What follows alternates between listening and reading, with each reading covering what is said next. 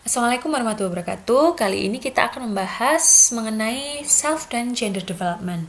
Materi yang kita akan bahas kali ini cukup padat, jadi kita akan skip dan meng-highlight hal-hal yang penting saja. Selebihnya bisa dibaca teman-teman sendiri di slide yang sudah ada di Google Classroom ya.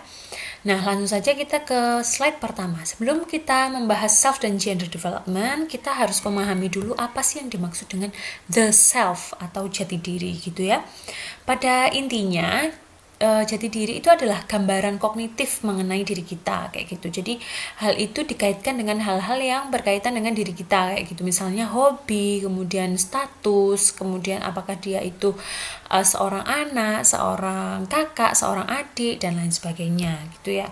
Bagaimana perjalanan perkembangan jati diri ini ternyata dimulai dari masa bayi dan balita kayak gitu. Self recognition gitu itu dimulai dari bayi ya, mulai umur 18 bulan gitu. Jadi sampai umur 18 bulan itu bayi belum mengetahui tentang dirinya kayak gitu ya. Meskipun dia bercermin, dia masih menganggap yang ada di cermin itu adalah bayi lain kayak gitu. Baru ketika umur 18 bulan ke atas, bayi sudah bisa mengenali dirinya sendiri di cermin. Nah, seperti apa tanda bahwa bayi itu mengenali diri sendiri di cermin? Nah, biasanya ada dilakukan eksperimen yang namanya Rouge Test Baby eksperimen ini. Jadi di wajah bayi itu diberi semacam pewarna merah gitu ya, boleh di hidung atau di jidat kayak gitu.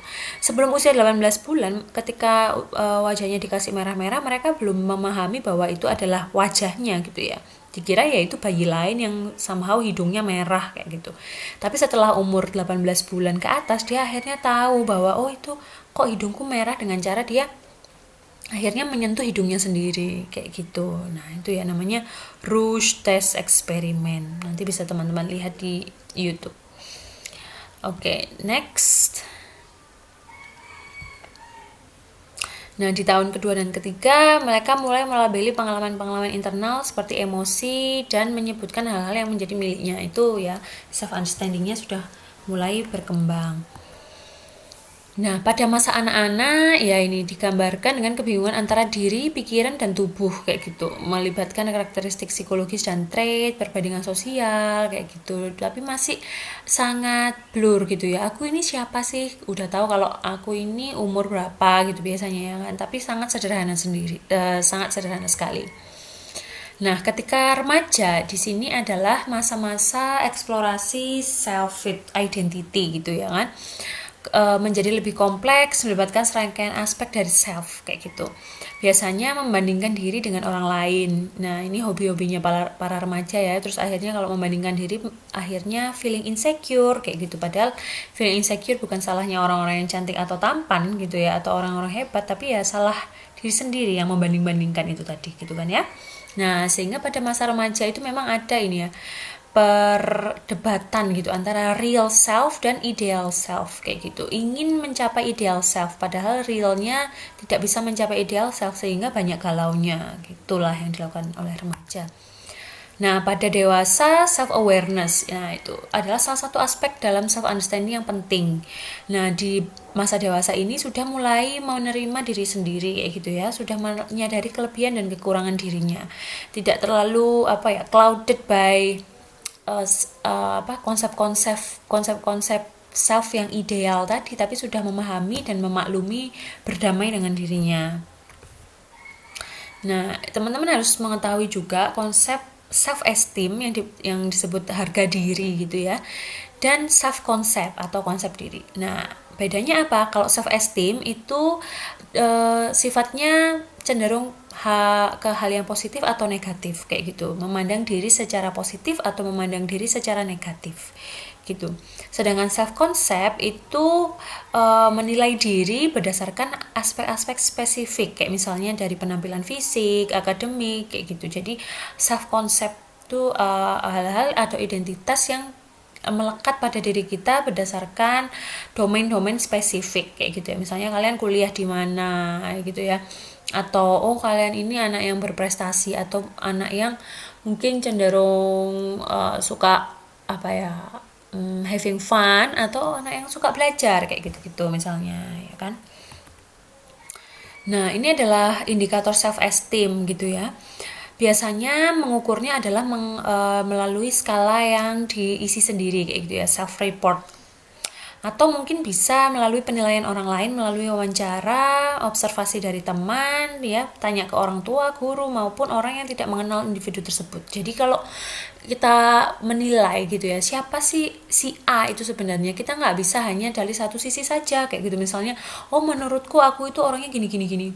Belum tentu menurut orang lain, menurut orang tua kalian, menurut teman kalian, kalian itu seperti itu kayak gitu. Sehingga ketika ingin melihat jati diri kalian yang utuh kayak gitu, kalian harus mencari tahu seperti apa sih diri kalian itu ya di mata beberapa orang di sekitar kalian kayak gitu, bahkan orang yang tidak kenal kayak gitu. First impression waktu melihat aku seperti apa sih, nah makanya kan marak ya Insta story yang kayak gitu-gitu, challenge kayak gitu, karena ya memang itu salah satu bagian dari cara kita untuk mengeksplor self konsep ini tadi atau self esteem. Nah ini ya, kalian termasuk yang mana nih? Apakah self esteemnya positif ataukah yang negatif? Ya, ini adalah ciri-ciri orang yang self esteem positif.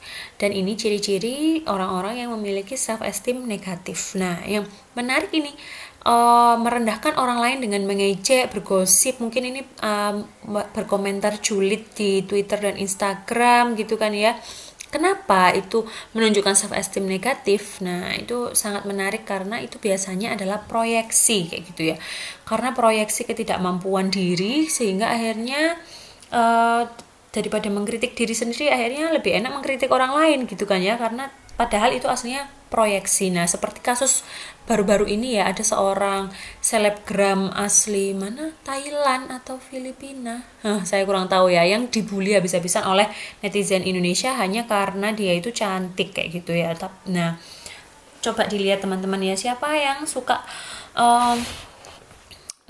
berkomentar buruk terhadap selebgram tersebut, silakan dilihat apakah lebih cantik, lebih baik. Nah, biasanya sih kurang kayak gitu ya, sehingga dia merendahkan orang lain, mengejek, bergosip itu untuk feel better about themselves kayak gitu.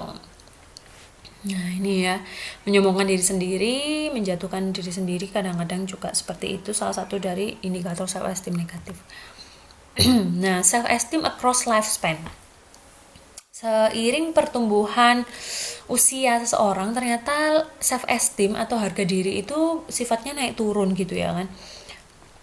Nah, ini harga diri itu sangat menurun gitu ya di usia-usia anak sampai remaja. Semakin lama semakin kayak merasa rendah diri, semakin lama semakin insecure lah. Tapi nanti ketika usia dewasa awal, self esteem itu akan meningkat seiring dengan mulai mapannya kondisi finansial, kemudian juga sudah mandiri secara ekonomi, mandiri secara emosional dan lain sebagainya gitu ya. Nanti akan meningkat dan mengalami kurva yang cenderung flat di masa dewasa sampai pertengahan, kemudian sangat amat meningkat. Nah, ini seiring dengan meningkatnya karir, juga kepuasan dalam rumah tangga dan lain sebagainya ya. Anak-anak sudah mulai besar, ini self esteemnya semakin meningkat. Lah, tapi nanti semakin tua masuk usia lansia, semakin menurun, semakin lama semakin menurun kayak gitu. Bahkan lebih rendah daripada ketika masa remaja kayak gitu ya, masa lansia, karena berhubungan dengan penurunan fungsi kognitif dan fisik juga kayak gitu. Nah, sekarang identity development atau perkembangan identitas gitu ya. Identitas itu adalah potret diri yang tersusun dari berbagai aspek tadi ya. Teman-teman sudah tahu bahwa banyak sekali aspek yang mempengaruhi identitas itu. Nggak hanya pendapat kalian pribadi, nggak hanya misalnya kalian kuliah di mana misalnya kayak gitu, tapi banyak sekali kayak gitu, identitas relasi, misalnya prestasi, bahkan mungkin pandangan politik kayak gitu, kalian pro kanan atau kiri, kalian garis keras atau garis lurus misalnya, atau garis lunak atau tulang lunak, nah itu yang lainnya ya kayak gitu. Nah, menurut Erik Erikson itu untuk memahami remaja itu ada sebuah tahapan ya, yaitu yang disebut dengan identity dan identity confusion kayak gitu. Memang wayah-wayahnya gitu ya, atau memang masa-masanya masa remaja itu mengalami identity confusion kayak gitu, untuk mencari tahu siapakah diri mereka sebenarnya kayak gitu ya. Menurut Erikson, tugas remaja adalah menghadapi krisis untuk menjadi orang dewasa gitu ya, karena memang ada transisi masa anak dari masa anak-anak menuju ke masa dewasa. Nah, ada yang disebut dengan psychosocial moratorium itu tadi ya, kesenjangan tadi ya, di masa anak-anak mereka merasa aman, tidak memikirkan masa depan, karir, jodoh dan sebagainya. Tiba-tiba masa dewasa diharuskan untuk mandiri, harus sudah independen secara finansial, secara emosi dan lain sebagainya. Nah, itu terjadi gap di situ, namanya psychosocial moratorium. Nah, ini perlu diketahui bahwa perkembangan identitas itu prosesnya panjang dan bertahap gitu ya, bukan tiba-tiba besoknya langsung jreng kayak gitu, enggak ya, tapi ada tahap-tahapannya. Sepanjang hidup manusia itu ada tahapnya yang disebut dengan krisis. Kayak misalnya kalian sekarang juga sedang mengalami krisis karena ada perkembangan identitas dari transisi dari masa anak-anak ke remaja, itu juga ada krisis. Kemudian nanti itu krisisnya akan hilang ketika kalian sudah sudah nyaman dengan identitas kalian sebagai seorang remaja atau dewasa awal yang nyaman dengan diri kalian. Nah, itu sudah nyaman. Nah, nanti ketika kalian lulus kuliah itu akan terjadi krisis lagi karena transisi antara masa dewasa awal itu ya, ada transisi lagi. Kayak gitu, waktunya untuk mencari kerja, mencari jodoh dan lain sebagainya. Nah, itu transisi nanti akan ada terus menerus kayak gitu. Nah, itu ya. Nah, perkembangan identitas terjadi sedikit demi sedikit berdasarkan keputusan yang harus dibuat berkali-kali kayak gitu ya. Keputusan-keputusan itu membentuk suatu inti dari diri manusia yang disebut dengan identitas. Makanya itu ya terjadinya based on a lot of decisions, a lot of crisis. Makanya ada pepatah ya, quote dari Tan Malaka, terbentur baru terbentuk kayak gitu ya. Terbentur.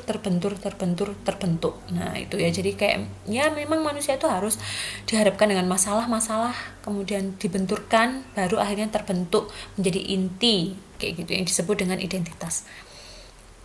Identitas itu tidak stabil kayak gitu ya, seperti yang sebelumnya dijelaskan bahwa memang ada krisis, ada ups and down kayak gitu. Dan juga nggak mungkin kan seorang itu jadi mahasiswa selamanya, makanya ya itu disebut tidak stabilnya kayak gitu, karena nggak ada yang abadi. Misalnya mahasiswa abadi itu nggak mungkin gitu kan ya. Jadi misalnya kalian sekarang adalah identitasnya apa, seorang mahasiswa UB kayak gitu ya, atau seorang anak hits gaul anak UB ya dengan akun anonimus di Twitter yang followernya ribuan. Wow, itu adalah identitas kalian. Nggak mungkin akan seperti itu selamanya. Ketika kalian nanti menjadi orang parubaya, nah ini nanti akan berbeda lagi identitasnya ya kan, sebagai seorang orang tua misalnya yang memiliki anak remaja, nah dan lain sebagainya gitu. Pembentukan identitas tidak diawali maupun diakhiri di masa remaja lah, tapi itu selalu berubah dan dimulai pada saat attachment pada anak-anak gitu ya. Berarti amat sangat early gitu, amat sangat awal kayak gitu. Perkembangan pemikiran diri, kemandirian di masa anak-anak itu juga berhubungan dengan identitas kalian nanti ketika mencapai fase terakhir dengan pemikiran kembali mengenai hidup kayak gitu ya. Jadi mengevaluasi kehidupan dan mengintegrasikan segala hal di masa tua nanti. Jadi pembentukan identitas itu sepanjang hayat gitu ya intinya. Nah, individu yang beridentitas sehat itu adalah individu yang fleksibel dan dapat menyesuaikan diri, terbuka kayak gitu ya. Bukan orang yang kaku misalnya, atau misalnya mudah sekali tidak merasa nyaman di situasi tertentu kayak gitulah. Itu kurang fleksibel ya tandanya ya. Berarti itu mungkin kurang nyaman dengan identitasnya.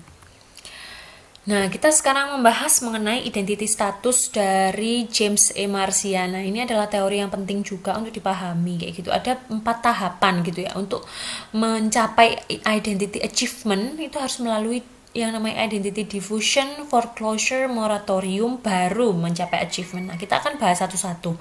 Dalam teori Marciana ini juga dikenal yang namanya krisis gitu ya.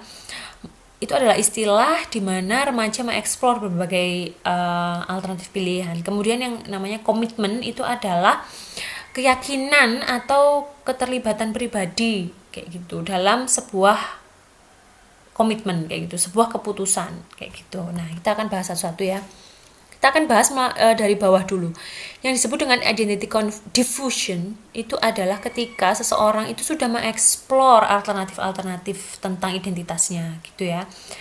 Apa aja sih opsi-opsi yang tersedia di sana kayak gitu ya. Misalnya kuliah di mana aja sih yang bisa tersedia buat saya, kemudian karir apa aja sih yang bisa saya lakukan dan sebagainya, itu ya, mengeksplor berdasarkan kemampuan dan juga minat.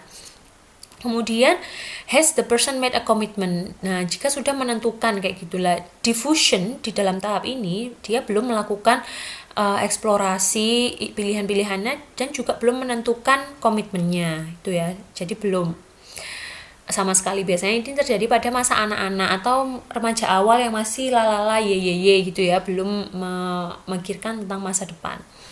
Kemudian identity foreclosure itu terjadi ketika seorang remaja itu sudah mengeksplor gitu ya kan. Maksud saya belum mengeksplor pilihan-pilihannya gitu, tapi sudah melakukan komitmen. Nah, biasanya ini terjadi ketika pilihan hidupnya itu dipilihkan oleh orang-orang di sekitarnya, misalnya disuruh oleh orang tuanya gitu ya, masuk ke perguruan tinggi tertentu atau kedinasan biasanya yang disuruh gitu ya. Terus manut gitu. Akhirnya dia sudah melakukan komitmen atau sudah membuat keputusan tanpa mengeksplor opsi-opsi lainnya kayak gitu. Nah, kemudian identity moratorium itu sebaliknya.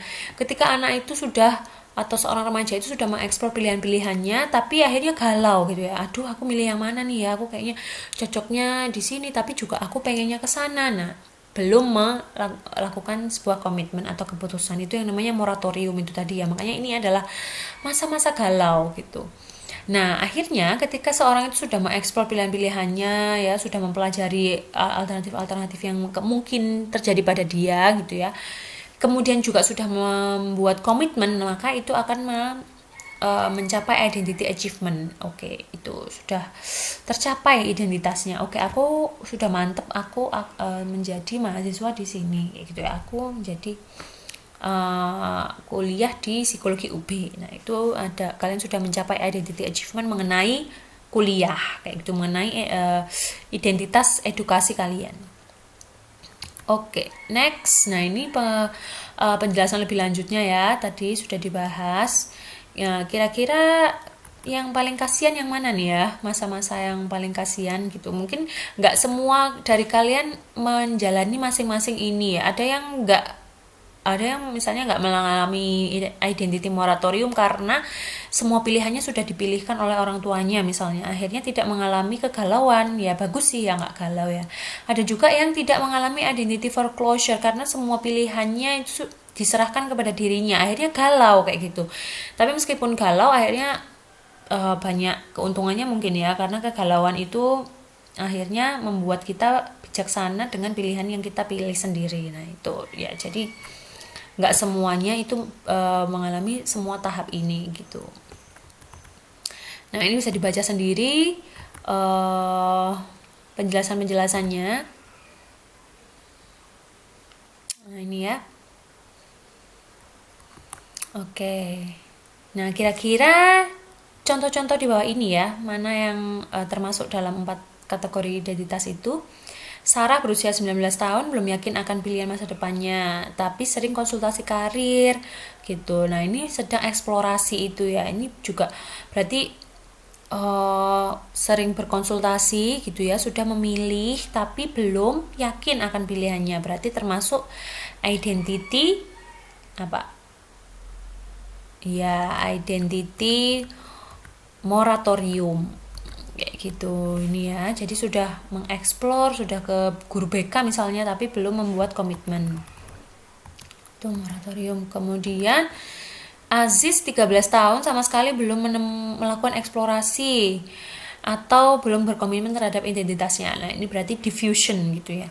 Belum sama sekali dua-duanya, identity diffusion. Orang tua Alia ingin anaknya menjadi dokter, sehingga Alia berencana masuk FK tanpa pertimbangan atau mencari tahu jurusan yang lain kayak gitu. Ini sudah mantep karena cita-cita yang mulia dari orang tuanya gitu ya kan, mungkin dari keluarga yang juga sama-sama dokternya gitu. Nah, ini berarti mengalami identity foreclosure, tidak mengalami kegalauan yang seperti di alami oleh Sarah di Identity Moratorium ini. Nah, sedangkan Marcel umur 21 tahun sudah rajin mencari tahu tentang berbagai pilihan karir, saat ini segera lulus sebagai sarjana psikologi dan ingin menjadi HR. Nah, ini berarti sudah tahu arah hidupnya, sudah explore juga, misalnya mungkin perusahaan-perusahaan kayak gitu. Nah, ini dia sudah mencapai identity achievement gitu ya. Nah, next, konteks sosial dan identitas. Jadi apa sih yang mempengaruhi identitas kita? Ternyata nggak bisa berdiri sendiri ya. Kita nggak bisa yang it's me against the world. Ini pokoknya caraku, nggak berhubungan sama orang tua dan teman-teman sekitarku. Nah, itu ternyata nggak bisa karena banyak hal selain diri kita sendiri yang mempengaruhi perkembangan identitas kita. Yang pertama pastinya keluarga gitu ya kan. Nah, ini di penelitian tahun 2004 disebutkan bahwa buruknya komunikasi antara ibu dan remaja atau orang tua dengan remaja dikaitkan dengan perkembangan identitas yang negatif kayak gitu ya. Biasanya kalau sering sharing, kebalikannya ya, kalau sering sharing dengan orang tua, komunikasi yang baik dengan orang tua, maka akan mengembangkan identitas yang positif. Next, peer and romantic relationship. Nah, ini makanya kita harus benar-benar berhati-hati dalam memilih pasangan atau teman ya, karena ternyata itu juga ikut mendefinisikan identitas kita kayak gitu. Kemudian digital environment itu juga hati-hati dalam bersosmed. Apakah kalian termasuk netizen julid ataukah ibu peri di dalam dunia online? Nah, itu juga menunjukkan identitas kalian kayak gitu ya kan. Oke, nah kita sekarang akan membahas mengenai gender. Ya, gender kalau misalnya in traditional way kayak gitu, kita tahu bahwa gender itu terbagi dua gitu ya, maskulin dan feminin gitu, laki-laki dan perempuan kayak gitu. Nah, gender identity itu berkaitan dengan apa yang dirasakan oleh seseorang tentang gendernya gitu. Jadi banyak aspeknya ya di sini, pengetahuan, pemahaman, penerimaan. Gender roles itu berkaitan dengan harapan gitu ya kan, perilaku, apa yang seharusnya dilakukan oleh laki-laki dan apa yang seharusnya dilakukan oleh perempuan. Jadi ini berkaitan dengan peran-peran dalam kehidupan sehari-hari. Nah, gender typing itu adalah penerimaan terhadap peran maskulin dan feminin secara tradisional itu tadi ya kan. Nah, kalau menurut SJW gitu ya kan, atau sekarang orang-orang yang open minded zaman now, itu gender itu ada banyak sekali gitu ya. Ada cis dan lain sebagainya lah ya, ada trans, ada apalagi ya, dan lain sebagainya, LGBT itu kan ya. Nah, namun secara biologis ada dua ya, human sex chromosome itu menentukan jenis kelamin laki-laki dan perempuan gitu. Kemudian ini, meskipun hormon seks bukan satu-satunya yang mempengaruhi perilaku, tapi hormon itu juga pastinya ya akan mempengaruhi perilaku tertentu kayak gitu, meskipun bukan satu-satunya. Misalnya level testosteron berkorelasi dengan perilaku seksual laki-laki pada masa puber dan dewasa gitu. Bahkan level testosteron pada laki-laki itu juga mempengaruhi perilaku laki-laki, misalnya dalam hal mengontrol amarah gitu ya. Kenapa kok laki-laki kalau marah lebih meledak-ledak daripada kalau perempuan kebanyakan ngambek gitu kan ya, amarahnya dipendem kayak gitu. Itu sirkuitnya beda, itu ternyata juga dipengaruhi oleh hormon kayak gitu. Kemudian selain hormon atau faktor biologis, ternyata gender itu juga dipengaruhi oleh social influence kayak gitu. Ini peran teori sosial teori peran sosial gitu ya.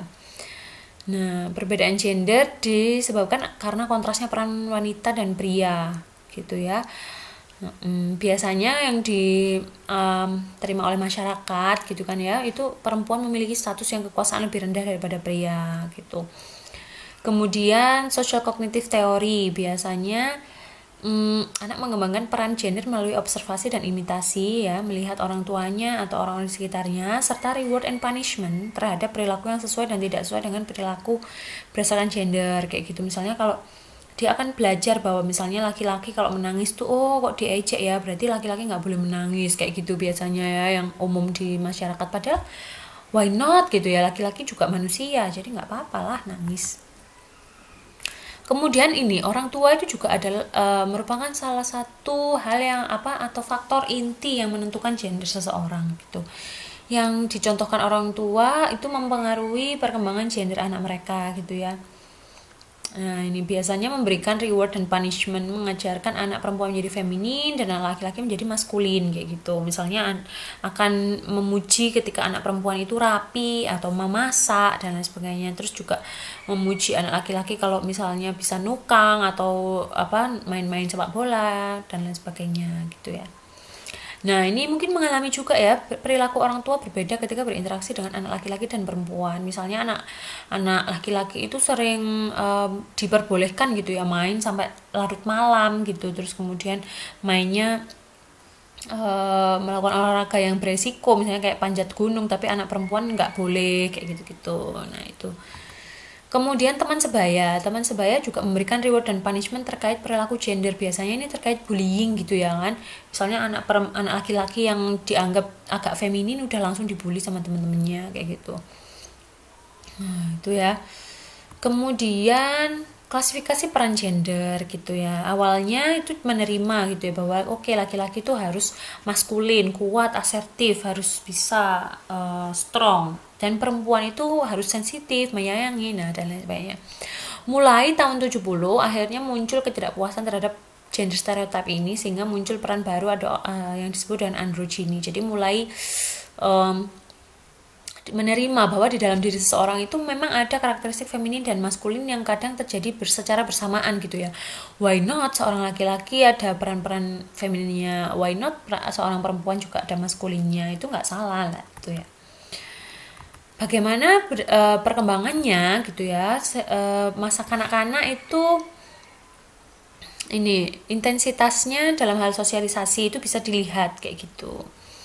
Kemudian biasanya resiko menyimpang dan ekspektasi peran gender laki-laki lebih tinggi daripada perempuan ya kan. Misalnya anak perempuan itu kalau tomboy atau main bola itu masih bisa dianggap wajar sama orang-orang atau sama teman-temannya, daripada anak laki-laki yang mainan boneka udah pasti langsung dibully kayak gitu. Nah, pada anak-anak itu, anak laki-laki itu lebih struggling ya sebenarnya, karena dia akhirnya perannya dituntut dua macam gitu ya. Misalnya ibunya maunya anaknya maskulin tapi juga bersih, sopan gitu ya.